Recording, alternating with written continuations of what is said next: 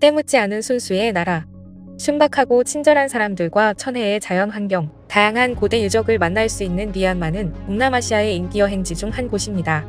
눈앞에 펼쳐져 있는 수백 개의 화려한 금빛 탑들과 넓게 펼쳐진 초원을 마주한다면 미얀마의 매력에서 쉽게 헤어나올 수 없다고 하는데요. 그런데 미얀마를 처음 여행한 이들은 현지인들에게서 의외로 익숙한 얼굴들을 마주치고 깜짝 놀란다고 합니다. 미얀마는 동남아시아에 위치한 국가로 중국, 태국, 라오스, 방글라데시와 접하고 있어서 여러 나라의 문화와 음식들이 공존하고 있습니다. 그런데 미얀마를 여행하다 보면 길거리에서 익숙한 얼굴들을 종종 마주치곤 합니다. 특히 미얀마에는 인근 국가인 베트남이나 라오스보다 유독 한국인과 생김새가 유사한 사람들이 많습니다. 실제로 미얀마를 여행한 이들의 말에 따르면 최근 K-팝이나 K-드라마의 영향으로 한국 아이돌이나 배우들의 화장이 유행하면서 더욱 한국인을 닮은 사람들을 많이 볼 수 있다는데요. 한국인과 비슷한 모습은 식문화에서도 찾아볼 수 있습니다. 현지인들이 가볍게 식사를 해결하는 로컬 식당을 보면 한국의 반찬 가게와 비슷한 형태로 이미 만들어져 있는 음식 중 원하는 음식들을 고르면 밥과 함께 서빙해줍니다. 미얀마에서는 청국장이나 두부 등 한국과 식습관 면에서도 비슷한 경향을 보입니다. 이외에도 비슷한 식문화가 있습니다. 특히 고기를 먹을 때 상추나 여러 쌈채소에 쌈장과 같은 장류를 올려 싸먹는 것이죠. 최근에는 미얀마 젊은층 사이에서 한국식 떡볶이가 유행을 타기도 했습니다. 언어에서의 공통점을 살펴보면 더욱 놀랍습니다. 미얀마인의 종족 구성은 버마족이 약 68%로 가장 많고 무려 135개나 되는 소수민족이 살고 있죠. 미얀마에는 공용어인 미얀마어가 있지만 135개 소수민족이 형성한 전혀 다른 언어와 문화가 인상적인데요. 이를 좀 더 깊이 연구하던 국제언어학계에서는 한국어와 미얀마어의 유사성이 매우 밀접한 관계가 있고 또 미얀마와 태국에 걸친 소수민족인 라후족의 이동 경로, 구전 전설 등을 살펴볼 때 미얀마어의 뿌리가 고구려인들에서 파생됐을 가능성이 있다고 분석했습니다. 해당 학설이 완성될 경우 한국과 미얀마가 같은 민족이 될 수 있을지도 모른다는 관측까지 나왔죠. 심지어 한국어와 문법 구조가 동일할 뿐 아니라 문자 구조가 유사해서 미얀마에서는 한국어 교육 열풍이 폭증하고 있는 상황입니다. 미얀마어는 동남아시아에서는 유일하게 한국어와 같은 어순을 따르는 언어인데요. 이 때문에 처음 한국에 온 미얀마인들은 한국어가 배우기 쉽다고 느끼는 경우가 많다고 합니다. 미얀마 소수민족 중 하나인 라후족의 언어는 한국어와 너무 비슷한 말이 많아 언어학자들도 놀랍니다. 라후족은 나를 나, 너를 너라고 발음합니다. 예를 들어 나는 너를 사랑해요 라는 말을 라후어로 하면 나레 너타 하웨오가 됩니다. 나에게 와요 라는 말은 나게 라요. 나는 서울로 가요는 나레 서울로 가요라고 말하죠. 이 정도면 사실상 한국어의 사투리 수준입니다. 따라서 미얀마의 언어는 단어만 바꾸면 한국어를 구사할 수 있고 미얀마와 한글의 자음 모음 구조 역시 모양만 다를 뿐 거의 유사하다는 것입니다. 이러한 라후족의 언어적 특색은 미얀마어 전체에 영향을 줬고 한국어와 언어적 특색, 각종 문화가 유사한 티벳이나 부탄 같은 지역과도 고구려의 유빈과 관련이 있을 것이라는 분석이 꾸준하게 제기되고 있습니다. 실제로 라후족의 구전에 의하면 우리들 조상은 흰눈이 내리는 북방이라고 합니다. 이들 조상들의 고향은 고구려를 의미하는 것으로 이들은 한국에 한 번도 와보지 못했지만 한국인과 외모뿐만 아니라 언어, 풍습, 음식 등 비슷한 문화를 많이 가지고 있습니다.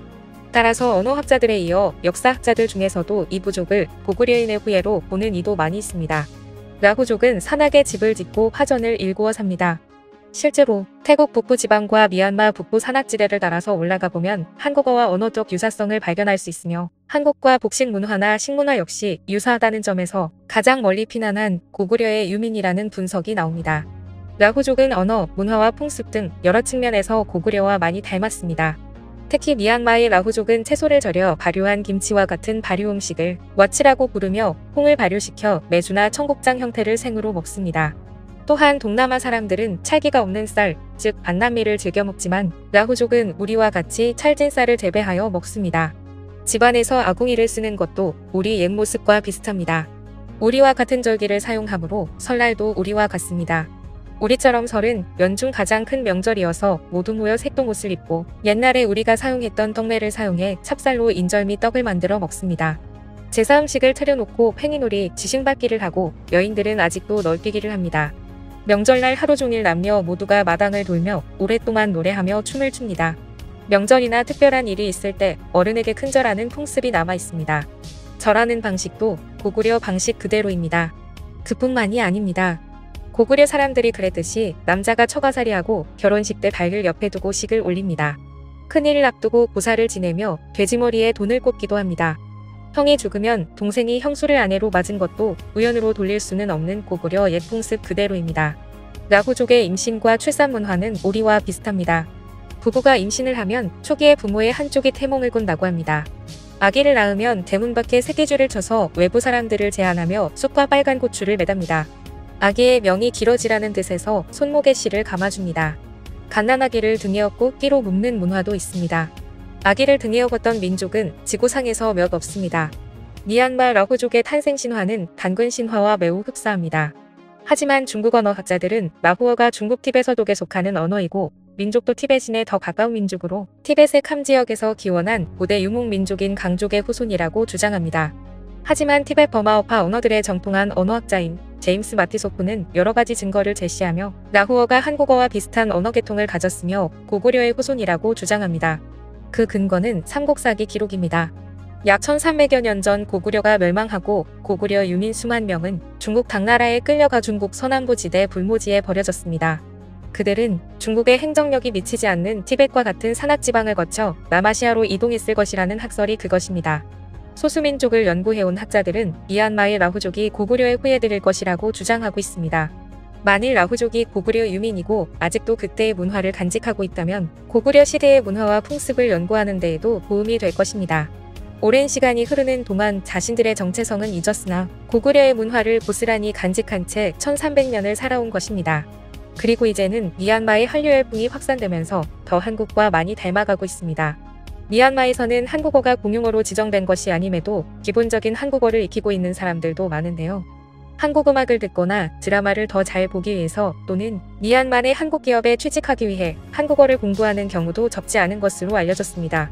K-팝이나 한류 배우들 외에도 한국인에 관한 관심 자체가 매우 컸던 미얀마에서는 평소 한국인에 대해 호기심이 많고 좋은 이미지를 갖고 있는 경우가 많다고 합니다. 이러한 인식 때문에 실제로 한국인을 만났을 때에도 열정적으로 대해주는 현지인들이 많다고 합니다. 미얀마는 6개월이면 한국어 교육이 가능하기 때문에 미얀마가 제2의 한국의 제조업 파트너십 국가로 떠오를 수 있다는 전망이 나오고 있습니다. 중국의 노동집약산업을 미얀마로 대거 이전할 경우 서방의 공급망 다변화 정책에 좋은 협력 국가가 될 수 있는 상황입니다. 현재 미얀마는 민주주의를 위해 싸우고 있습니다. 세계 민주진영 시민들은 미얀마인들이 얼마나 민주주의를 갈망하는지 알게 됐습니다. 그리고 40여 년이란 시간의 격차는 존재하지만 국가폭력에 맞선 저항과 민주주의를 향한 열망이 과거의 대한민국과 닮아 있습니다. 유사한 언어적 구조, 문화적 배경으로 한국과 미얀마는 좋은 우방관계로 거듭날 가능성이 있습니다. 이제 미얀마와 고구려 유민의 연관성 등 더 깊은 학술적 연구를 통해 양국 간 우호관계가 증진되길 기대하며 오늘 내용은 여기서 마치겠습니다. 이상 꿀튜브였습니다. 이번 영상이 도움되셨다면 구독, 좋아요 눌러주세요. 앞으로도 꿀튜브 채널에 많은 관심 부탁드립니다. 감사합니다.